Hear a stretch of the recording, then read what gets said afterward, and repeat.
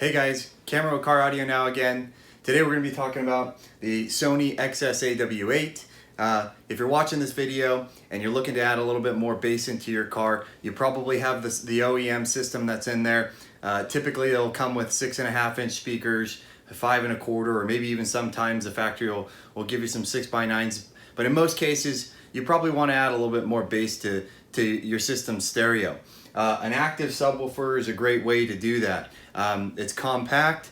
You can fit them under seats. So for those who are looking to put a subwoofer under the seat, not install a separate amplifier if you've got a truck with limited space behind the seats, an active subwoofer is a great way to add a little bit more bass to your car without breaking the bank, and it's easy to install.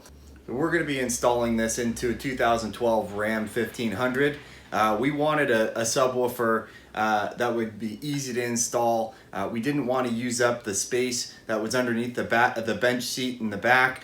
We wanted something that would go underneath the seat without a separate amplifier. And we also didn't need the high performance, high output stereo either. So we didn't want to get into custom work. We wanted something that was easy to install and would just give it enough to round out the stereo a little bit. So in another video we'll walk through that, but this was a perfect application for that use case. So let's take a look at it. Let's open up the box and give you guys a look. So let's open up the box here.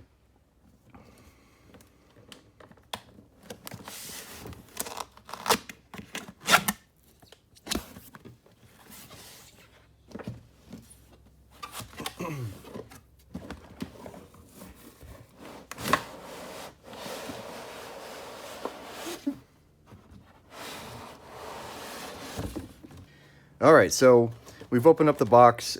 This is what you get a first shot at when you pull it out of the box, right? A good view of the enclosure and the speaker itself. And before we get into the speaker, let's pull off the speaker and let's see what else it comes with here in terms of options that Sony gives you for installing it. So the first thing that you're going to see here on the top is some wires, and you also have your guide, and the guide's going to give you all the information that you need to install the subwoofer in terms of mounting. It's going to give you an overview of the different wiring options, all the goodies and information you need to actually install the unit. And on the left-hand side, you'll see a bunch of wires here. Now this bundle of wire here has all the essential wiring components that you need in order to wire up the subwoofer. It's all in one harness, which is great. Sony gives you two different options for wiring this subwoofer, and it's specific to how the subwoofer gets its signal. So on one hand, you can use an RCA signal wire, which is not included in the box and is not in this harness that you see here. But you can run an RCA from the back of your head unit or wherever your source is directly into the subwoofer itself. Most aftermarket head units have an RCA output for subwoofers, so this is kind of where if you have an aftermarket head unit, it's probably going to be best to use an RCA, go directly from the back of the head unit into this subwoofer. It's also probably one of the easier ways to wire a signal, and it provides a cleaner signal. It's dedicated from the source unit, and it'll also, in most cases, it'll allow you to control the subwoofer directly from the head unit in the settings. You can probably raise or lower the subwoofer gains and volumes in the head unit itself.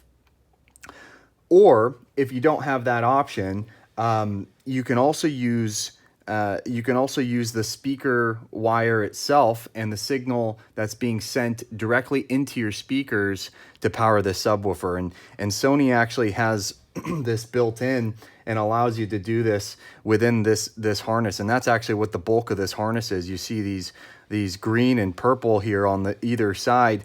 These are actually what you would tie directly into the speakers in your car. So, you know, let's say this would be the front left and front right, and it will consume that signal directly from the speakers, and it'll take and translate that into signal for the subwoofer. So that's the scenario if you don't have a dedicated signal for it, or if for some reason that makes more sense to you. You know, for us, we're actually going to be using an RCA for our signal. We're going to be trimming off and capping these because we're not going to be using them. And if you look at the remaining wire here, you have the yellow wire here. This is your main power. Both the yellow wire and the black wire well, let's say the yellow wire runs directly to your battery. This is going to be a constant power source for your unit. The black can be ran directly to your battery or any other ground that you can find, a good ground, whether it's the body of the vehicle or some other you know, metal ground that you can find. And then deeper in here, you can see this blue wire. This blue wire is what tells the subwoofer or the amplifier to actually turn on. So you have your constant, right? But this is what tells the unit when to turn on and off. And you'll wire this directly into the back of your head unit to the amplifier turn on. It should match this color in the harness. Or if you don't have an aftermarket head unit, you can also just wire this directly to an accessory that turns on and off with the key of your vehicle. Below the wiring, you have your volume or gain knob too. So they give you enough wire here to place this a little closer to you, to the driver, and it will allow you to turn up the volume or turn down the volume for the subwoofer unit.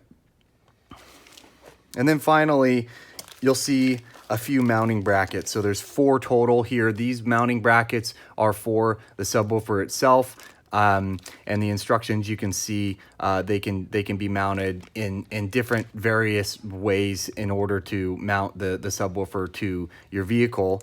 And then underneath that, you have the mounting for the knob itself. So you'll mount this to the trim of your vehicle, and then you'll mount the knob to this.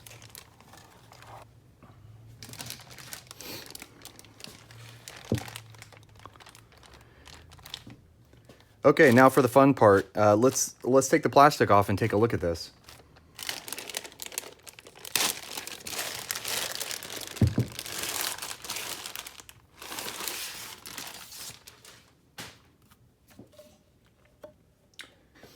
So the first thing you're going to really notice is the enclosure itself. The XS-AW8 comes with a sealed aluminum enclosure, so the entire enclosure is aluminum. It's about 13 5/8 inches long. It's about 9 7/8 inches wide, and then, you know, in terms of depth, you've got about 3 1/8 inches deep, which makes it, you know, the perfect candidate for that under the seat subwoofer application. This is a really rigid design, but it also acts as one large heat sink for the amplifier to cool the amplifier. And the amplifier puts out about 75 watts RMS, about 160 watts peak, right? The driver is an 8-inch slim profile high excursion subwoofer that Sony decided to put in here. It's pretty well protected too with this steel grille. So if something gets crammed on top or underneath your seat, wherever it ends up going, or just on top of the unit somehow, you don't really have to worry about damaging the unit. You can rest assured that the subwoofer itself is going to be protected. Taking a look at the panel here, let's flip it around. So you have a pretty standard amplifier panel here, along with, the main connector for power. So you have your low pass filter. This is what you're going to adjust to limit the frequencies that get sent into the subwoofer.